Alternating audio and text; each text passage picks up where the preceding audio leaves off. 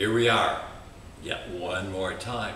David's Gay Dish, come on out with David Leddick. And you know, last week we did a great thing because I had this new book. This is just the dummy, 100 Things You Need to Know in the 21st Century.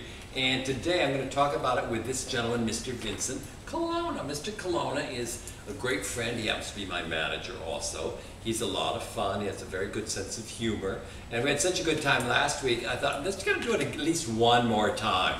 So I'm just going to open the dummy, pull up something and read it to you, and then Vincent and I will talk about it briefly. He knows me very well. He's heard all of these things 8 million times. So here we go. We're going to do this one.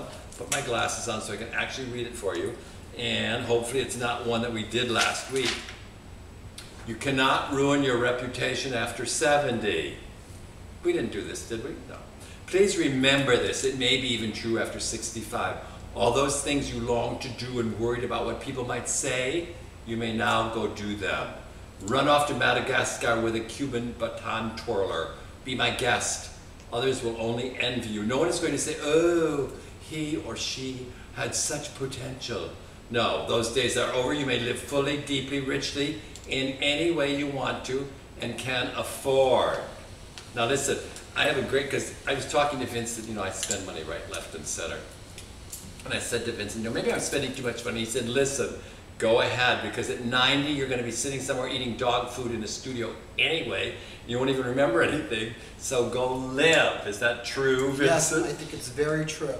I said, you know, everyone's so worried about living in a nursing home and saving money about having the best nursing home possible, and they want all this care and they want to live at the Ritz or whatever, all these. And I said, you know, by the time you get in a nursing home, you're so old and you're drooling and you're so, you know, enfeeble. You don't even know where you are. You don't know if you're at the Ritz-Carlton or the Motel 8. So I just say, dumpster. Spend your money. You're not worried about being 100-year-old in a nursing home. You won't know you're in the nursing home anyway. Isn't that great? This is so good. Okay, here's another one. A lot of this I probably learned from Vincent. Okay, let's see what this is. This says, when you lie awake in the night, you are always 17.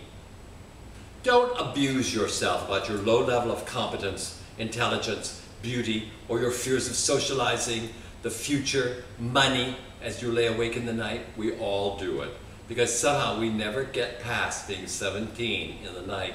But when you get up and you go about your daily round, observe yourself. There you are, solving this problem, dealing with that situation, all very capably, even being fun when you feel like hell. You obviously aren't 17 anymore. You grew up. Be proud of yourself for doing it. Yeah, and this is something I really want to say is we inside we kind of think, oh, we're still this kind of fumbling, bumbling kid. You are not. You are much more capable than you think you are. Isn't this true? Yes, you know, it reminds me of the song Who's That Woman from Follies, where, you know, they're all 50 and 60 and they're singing around, they're dancing, and all of a sudden their younger selves come out of the floor and they start dancing around them, and you know, they're like, who is this person that you are when you grow up? And you know, really when you look back, you think, how did I become this person? Where did the person come from? Where did that younger self go? It's very true. Yeah, because you observe yourself and you still see yourself as this kind of inadequate person. Well, don't just observe yourself functioning with other people. You know, you go to a party, you're fine. You're very at ease, you introduce everybody, you're fine. You go to work, they say, on a decision, you make it. So, have more confidence in yourself, please. Okay, Vincent, only one more. Let's see what it is. How much am I getting paid for this? You're getting paid $100 a minute, that's why I'm hurrying. All right, thank you. Here we are. All right. And, oh, wait, I don't know. This is maybe too long. And this is where you say, oh, really? This is one of my favorite stories. A friend of mine was a chairwoman of an event for some important New York women being held at the Waldorf Astoria some years ago. Special guests were seated at a table on the stage while everyone had dinner. Among these guests was the writer Dorothy Parker, who drank more and more and more during dinner, and by speech-making time was falling out of her chair. So my friend thought, you know, she's not going to make it through the evening, so she went to escort her off the podium and to take a taxi. Before she fell on the floor, she went to her and said, oh, Miss Parker, perhaps you'd like to go home now. She dragged her out of her chair and pulled her off stage, and they started down the hall towards the elevator, and suddenly Halfway down the hall, Miss Parker pulled herself up and looked at my friend and said, "As a matter of fact, I must go home now and feed my little doggy." And my friend was completely stunned. He looked at her, stared at her, and he swept, and the elevator opens, and Miss Parker sweeps it and turns back and looks at her and says, "And this is where you say, 'Oh, really?'"